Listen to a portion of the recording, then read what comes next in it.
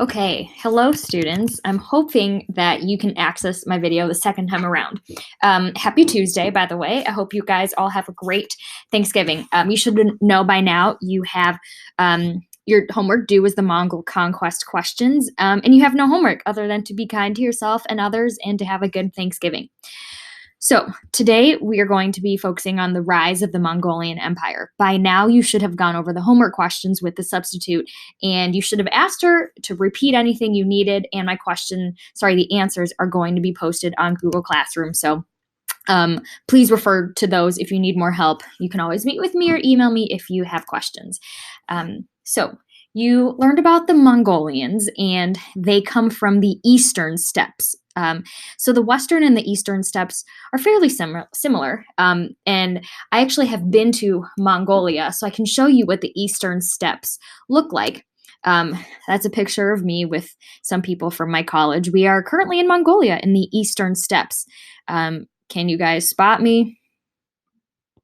I'm the cute gal in the white shirt in the front row.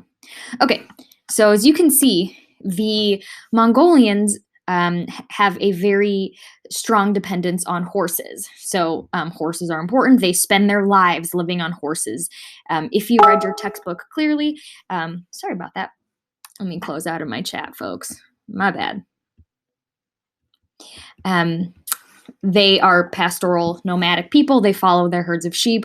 They live on milk and meat. And as you read in your book, in times of starvation, if they had to gallop many, many miles, they wouldn't always get to eat. So they would make a little cut in the horse's neck and drink some of the horse's blood. And so the Mongolians typically had a long life expectancy because they live very active lives and they're eating a lot of milk and meat.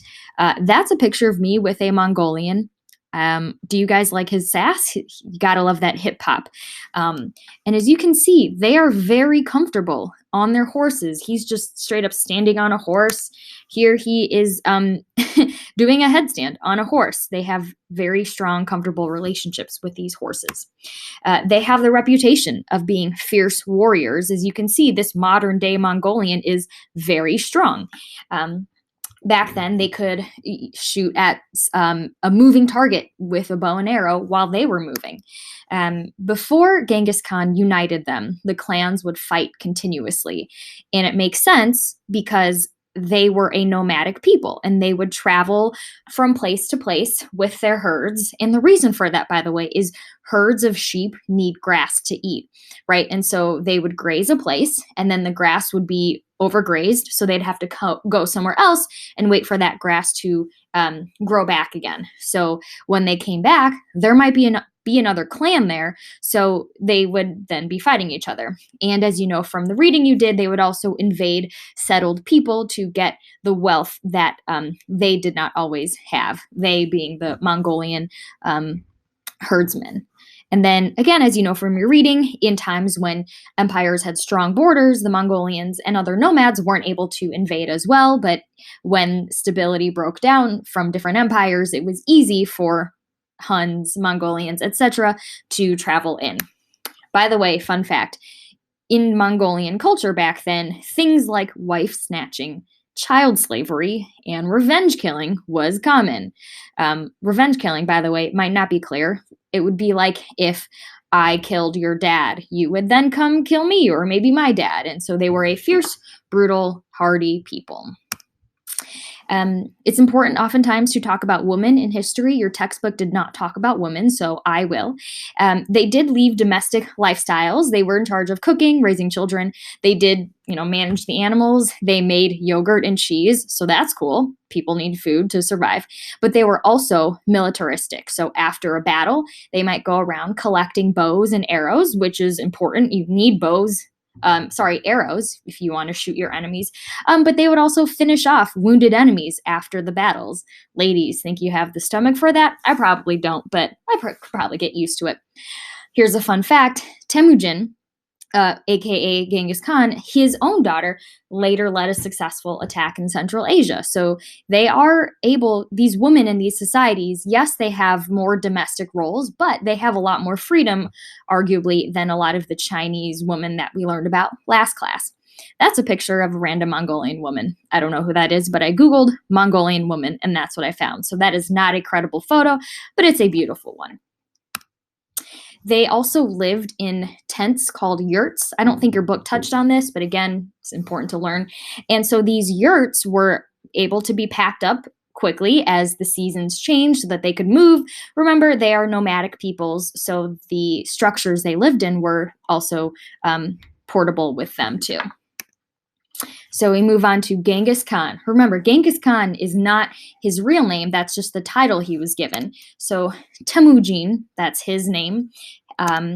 He grew up a poor nomad. His father was a chief, but was murdered when Temujin was 9. Again, a very hardy, tough life that you live if your father is murdered when you're 9. So he became head of household.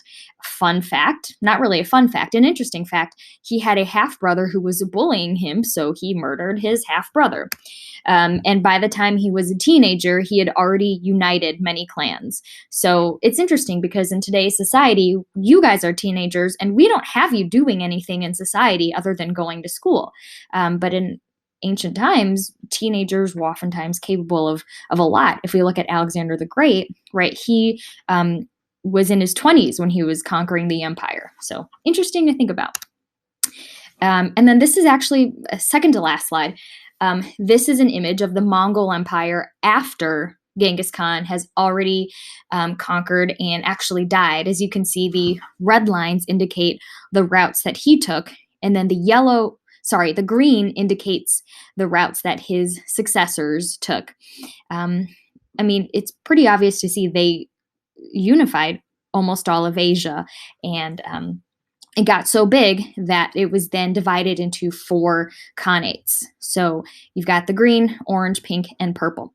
Now, at this point in time, we would call this the Pax Mongolica, which also translated is the Mongol Peace. And during this time, this is just a review of your reading, but there was steady trade. So people were able to travel from one end of the empire to the other without fear of being attacked because the Mongols were able to ensure peace and stability.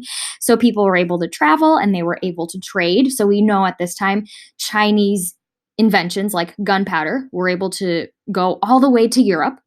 And we know that the Mongols, although they were fierce in their attacks, had kind treatment to the people they conquered.